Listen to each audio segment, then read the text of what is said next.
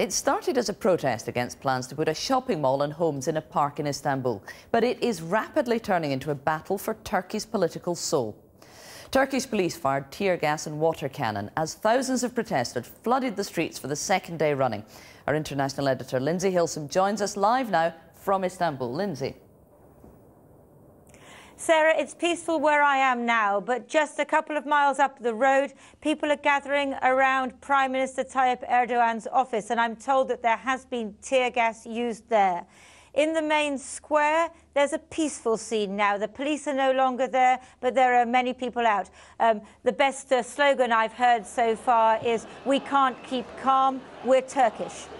But there have also been other scenes in other parts of the country. In Ankara, there has been violence, tear gas and water cannon used. But I think it's very important to know that this is Taksim Square, it's not Tahrir Square. It's not like Egypt, where people are trying to overthrow a dictatorial regime. Turkey is a democracy, but what the people are saying is that their government is behaving in an authoritarian manner, and they are out there trying to defend their democratic rights. Politically stable, increasingly prosperous Turkey hasn't seen protests like this for years. Maybe that's why the police overreacted. It started as a demonstration against plans for a shopping mall in Gezi Park, one of Istanbul's last green spaces. But it's turned into something bigger. They're chanting, "Be gone, this nation is ours." Secular urban Turks are resentful of Prime Minister Tayyip Erdogan's increasingly Islamic and, they say, authoritarian government. At least 12 people were hospitalized yesterday, including tourists, and hundreds suffered from respiratory problems because of the tear gas. Running battles continued through the night.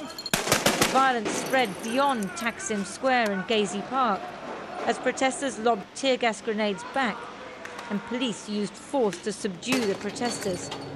Some 60 people were arrested. This morning, a huge crowd marched along the Bosporus Bridge from the Asian part of the city towards Taksim Square on the European side. But they too were met with water cannon and tear gas. Then this afternoon, the police suddenly withdrew from the square. Even Prime Minister Erdogan, while still blaming the protesters, implied that the security forces had gone too far. Despite provocations by illegal organisations, despite the damage done to local shops, despite attacks with stones and petrol bombs, the police continues to operate with the authority it was given. But necessary steps will be taken if excessive force is used. A few hours ago, protesters returned to the square. This crowd doesn't represent the mainly rural religious Turks who voted in Mr. Erdogan 3 times. But the unrest has weakened his government, and the protesters now have to decide if that is victory enough. There are a number of issues that the protesters are angry about. Most of them are secular.